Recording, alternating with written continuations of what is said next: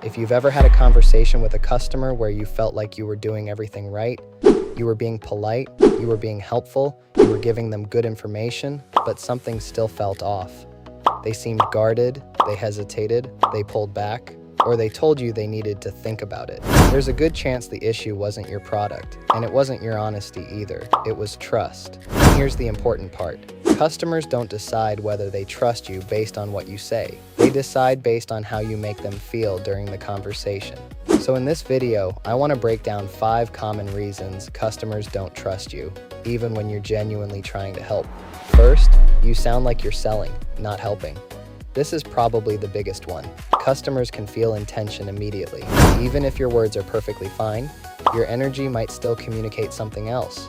If your tone sounds like you're trying to persuade, if your pacing feels rushed, if your questions feel like they're leading somewhere, people sense that. And the moment someone feels like they're being influenced instead of understood, their guard goes up. It's not personal, it's psychological. Humans naturally resist pressure.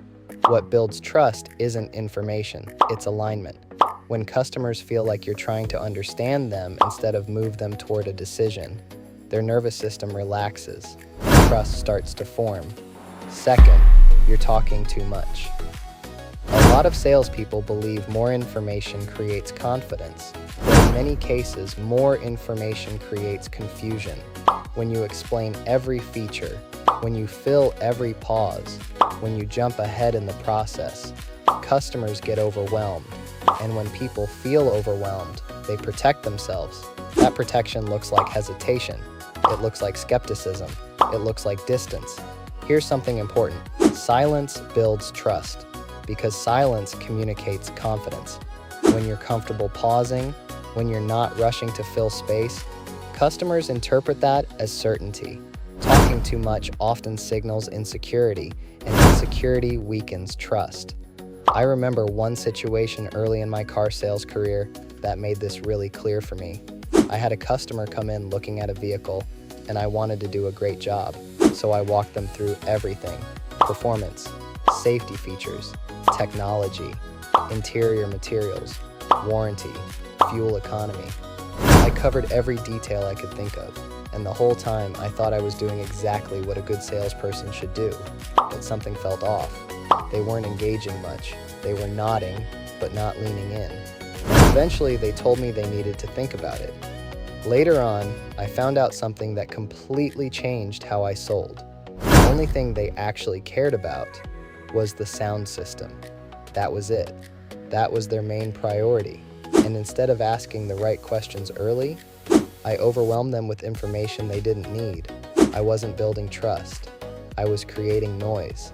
That experience taught me something important. Clarity builds trust. Volume destroys it. Third, you're not asking the right questions.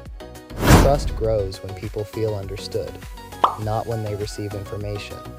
If your questions are surface level or sound scripted, customers assume you're going through a routine.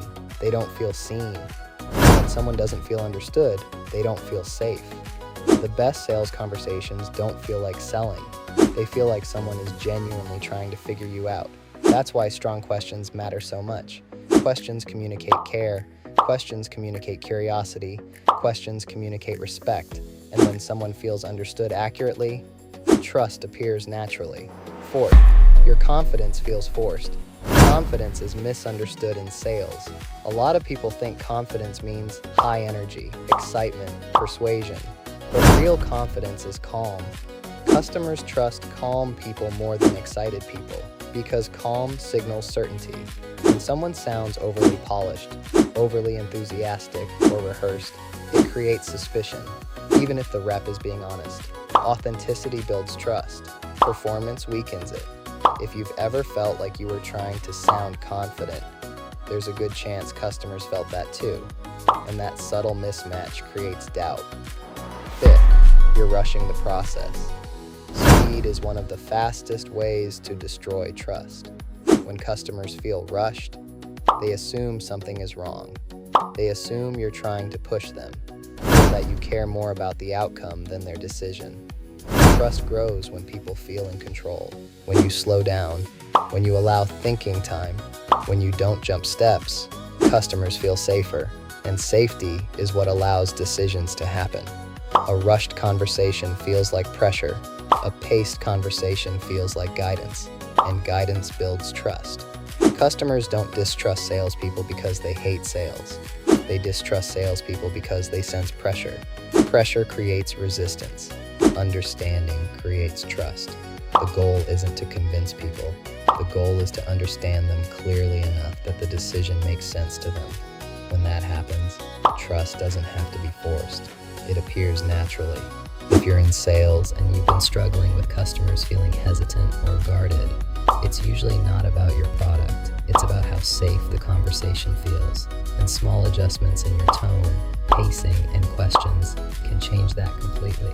If you found this helpful, make sure to like the video and subscribe for more content like this. I'll catch you back in the lab next time.